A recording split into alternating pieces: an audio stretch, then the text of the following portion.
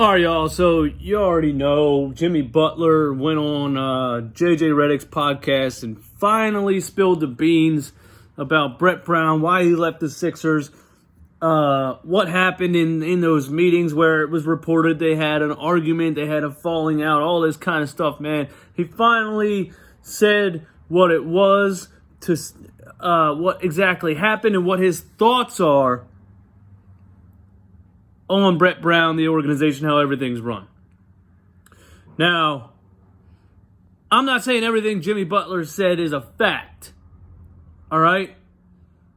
But it's just interesting and nice to hear Jimmy Butler's take on it and his opinion because it seems to make perfect sense.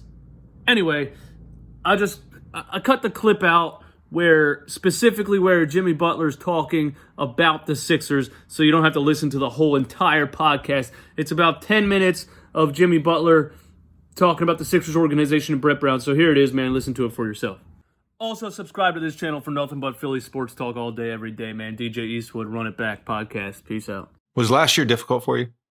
Yeah. Not just getting traded, but the whole the summer, preseason. Yes, yeah. Hell yeah, it was difficult. Man, it was so different. And on any given day, me as a person, as a player, I didn't know who the was in charge. I think that was my biggest thing. I didn't know what the to expect whenever I would go into the gym, whenever I go into the plane, whenever I go into the game. I was like, man, I would think I was as lost as the next motherfucker. Meaning there was a lot of voices. Yeah. And a lot of input from a lot of different places. And just so much going on any given day.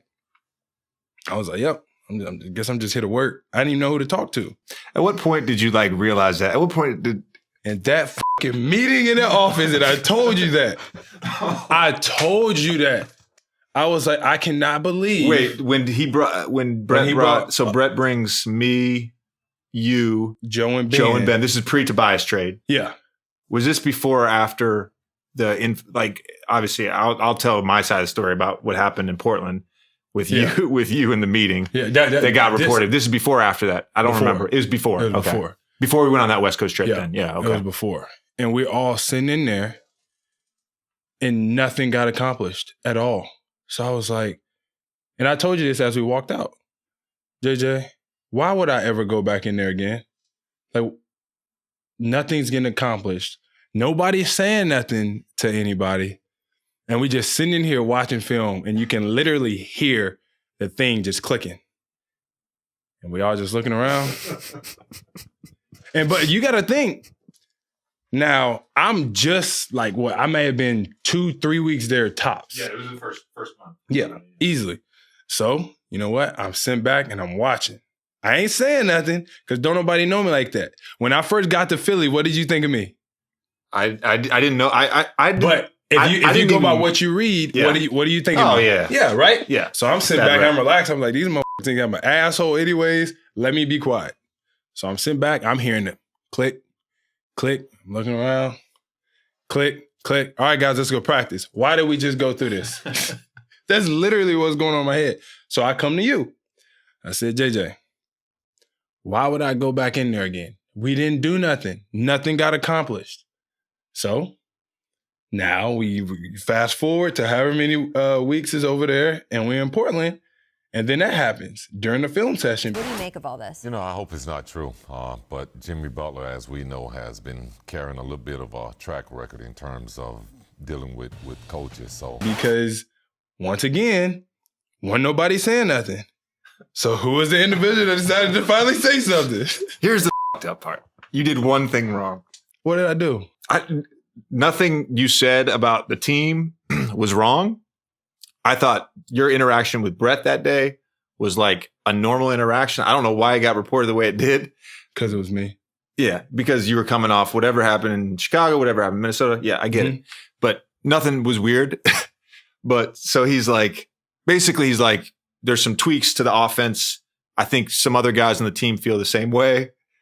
And who did he throw under the bus? I didn't throw him under the bus. You threw the nicest guy. You threw T.J. McConnell under the bus. I did not throw him under the bus. Brett goes, I did not say his name. I did not say his name. Jimmy goes, T.J. wants more pick and roll. I did not say that. I did not say that. This is what I did, okay? I did not say T.J.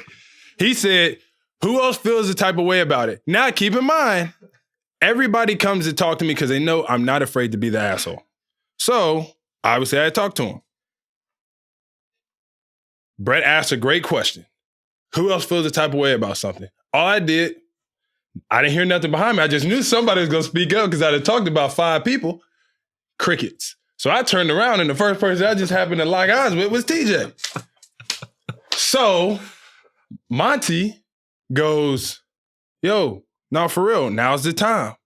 TJ was like, well, I was like, TJ, man, if you don't say what you got to say, and I love TJ. I talk to TJ all the time.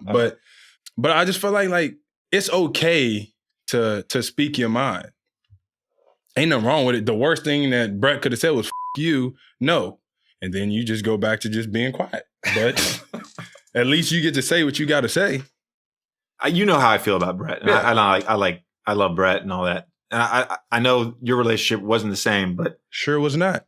towards the end of the year, though, as we did sort of tweak how the offense was run, especially in the playoffs, where you were playing on the ball more. Did that relationship evolve at all, or was it strictly a professional relationship? I would say it was professional, but to this day, I don't think that was fair to switch over like that. Even though I think we played great basketball like that, I don't think it was fair because the entire year, Ben had the ball. The entire year, Ben had the ball. Yeah. So you mean to tell me that in one playoff series, you just switch it up like that? I would be like he was. Yeah. I would feel a type of way. Yeah. I would feel a type of way. I would think that it's fucked up to play one way the entire year and then be like, you know what? Boom, this is how we're going to do it. And I used to tell bro, I was like, bro, I think we should mix in me handling the ball a little bit. No, we do A to B. We do this. Cool. Yeah. Cool. But I would be pissed. And I'm not going to complain about it. But I don't think that was the best way of doing it, in my opinion. When that Kawhi shot went in, yeah, what was going through your head? What was going through my head? A lot. A lot was going through my head, man, and I already knew how I believe it would have worked out if that shot wouldn't have went in, and we go into overtime and we win. So the shot goes in, we go back to the locker room. I'm in awe a little bit, and then after everything settles down, the first thing that comes to my mind, legit, is, will I be back here? Will I have an opportunity to do this again with these guys? And to tell you the truth, I had a feeling that it would be a no. I had a feeling that it would be a no. But I would say that's the first thing that ran through my head was, yo, are we actually going to be able to run this back? And if I'm being honest, I was like, nah, it's not finna happen. That was my first thought too. Yeah. Was like, well, not my first thought. There's the disappointment, there's the tears, there's the hug your teammates, but then it's like the realization, like, shit, I might not get this close again, right? You think that? I knew I wasn't coming back when I had my exit meeting with Elton. And he didn't say that to me, like, we don't want you back. I just knew, like, I was only going to go back there if they had no other options, basically. That was the vibe I got in that meeting. So I kind of knew. When did you know? Oh, shit. I knew I wasn't going back at one point in time. Now, before I say this sentence, do you think I'm just that hard to work with? Am I hard to work with? Is this the phone call after free agency? Is this from the phone call? Is this what you're talking about? No. This is before the phone call. I don't think you're hard to work with. Yeah. No, I'm not hard to work with. So I ain't throwing nobody under the bus since you think that I seem to throw people under the bus. Somebody told me that a main reason that I didn't go back was because somebody asked, can you control him? Like, can you control Jimmy? If you can control Jimmy, we would think about having him back. Mm-hmm. I was like, you don't got to worry about it.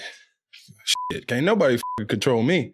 For one, I ain't just out there doing no bullshit, but the fact that you trying to control a grown man, nah, I'm cool. Because I don't do nothing that's just drastically fucking stupidly crazy. I do not do that. So don't sit here and come at me with the, oh, we got to try to control him. Nah, you good. Don't even worry about it. And that was my whatchamacallit. You ain't got to worry about me coming. I'm not. If that's what y'all worried about, I think, man, good luck to y'all. If that's what y'all worried about. At what point in free agency, I mean, was this? Oh, this was before? This was early. Yeah, early. Yeah, super early. Super early. And then So you kind of knew you'd start mind. after exploring other things. Shit, thought I was knee deep in that already. Shit. Already really knew what it was. Like when I heard about Miami, you know, we talked about it as a group, me and my family, me and my trainers and all of that stuff. It all worked out. And then obviously when the meeting came around, we sitting in there and we talking about the roster, man, talking about obviously I had sunshine, what everybody already knows. But the way that they just do shit, we work every single day. It's nothing drastic, but we do work. We expect you to come in here and help us win. We're not trying to lose. No, never. Yeah. Every single year, we're in it to win it now. We ain't worried about 3 years. We can't control that. And that's how I think. I think like, I don't know what the hell I'm going to do tomorrow. Yesterday's gone, but right now, I'm going to be the best version of me that I can be. And that's how Miami does it. I don't know how every other team do it. I can tell you how Chicago does it, Minnesota does it, and Philly does it. But Miami's way different than all of those teams that I just named.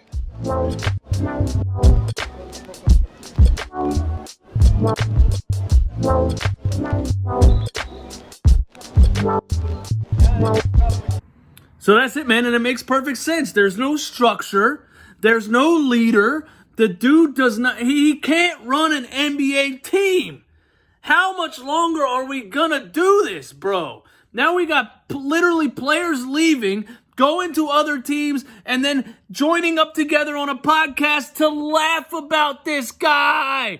Get this dude out of here already. This is unbelievable, man. You hired him during the tanking years.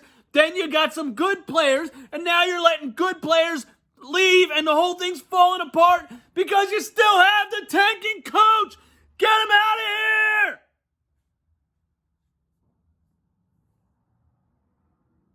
Subscribe to the channel, man. Run It Back Podcast.